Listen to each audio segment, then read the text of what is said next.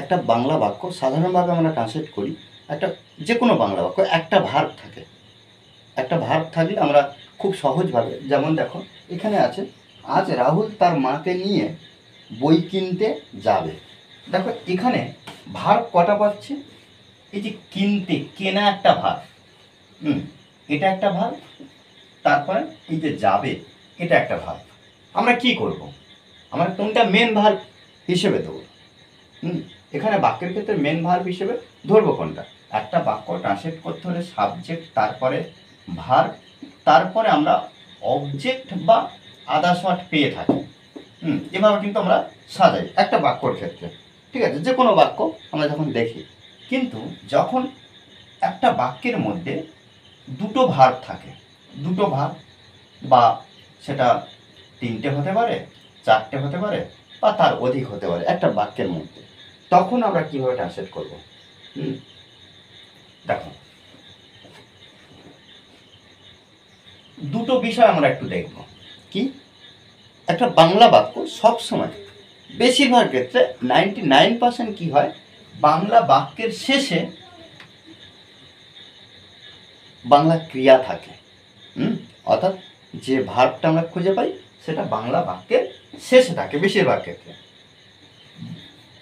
বাংলা বাক্য সবসময় কি হয়, বাঁ দিক থেকে ডান দিকে যায়।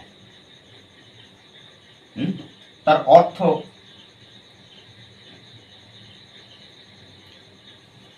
বাঁ দিক থেকে ডান দিকে যায়।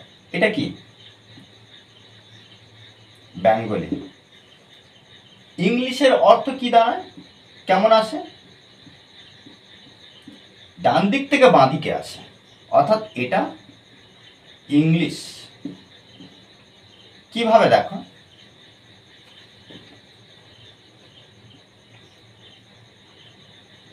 আজ রাহুল তার মাকে নিয়ে বই কিনতে যাবে। তাহলে ভার্বটা কি করছি, লাস্টে বলছি আজ রাহুল তার মাকে নিয়ে বই কিনতে যাবে।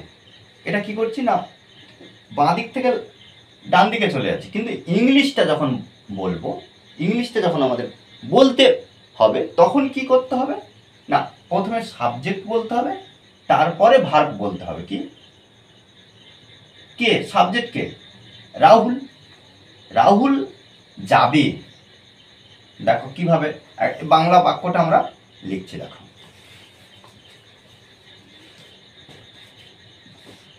এখানে দেখো ইংলিশটা আমরা বাঁ দিক থেকে ডান দিকে আসবো কেন? দেখো সাবজেক্ট আমরা লিখবো ফার্স্ট টাইম। সাবজেক্ট কি? রাহুল। রাহুল যাবে। যাবে। রাহুল, রাহুল যাবে। সাবজেক্ট ভার্ব আমরা সাবজেক্ট আর ভার্ব লিখে দিলাম। এবার দেখো কিনতে, দেখো এবার কোন দিকটা আসছি, কিনতে। কিনতে ওয়ান, বই। বই তার মাকে নিয়ে, তাহলে বই টু তার মাকে নিয়ে, এটা 3। কিভাবে আসছে, রাহুল যাবে কিনতে বই তার মাকে নিয়ে। দেখো বাঁ দিক থেকে, এখানে ইংলিশটা কিসে আসছে, আমরা ডান দিক থেকে বাঁ দিকে চলে আসছি। এভাবে কিন্তু ট্রান্সলেট করতে হবে। আর এখানে দেখো এই যে আজ, এটা কিন্তু অ্যাডভার্ব। এটা কি? অ্যাডভার্ব। এই যে অ্যাডভার্ব আমরা বাক্যের শুরুতে লিখতে পারি, আবার শেষে লিখতে পারি সময়, সেক্ষেত্রে কোনো অসুবিধা নেই। তাহলে এখানে দেখো আমরা আজ দেখতে পাচ্ছি, তাহলে টুডে, আজ। রাহুল, দেখো রাহুল যাবে। যাবে, যাওয়া, যাওয়া এর সঙ্গে কি ব যুক্ত আছে, যাওয়া ইংরাজি গো, কিন্তু যাবে এই যে শুধুমাত্র বর জন্য আমরা উইল ব্যবহার করব।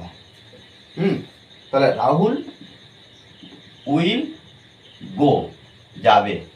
কিনতে, কিনতে দেখো কিনতে, তেযুক্ত যদি ক্রিয়া থাকে বাংলা, তখন আমরা কি করব, তের জন্য আমরা টু ব্যবহার করব। আর কেনা ইংরাজি কি, বাই, BUY, বাই। তাহলে টু বাই।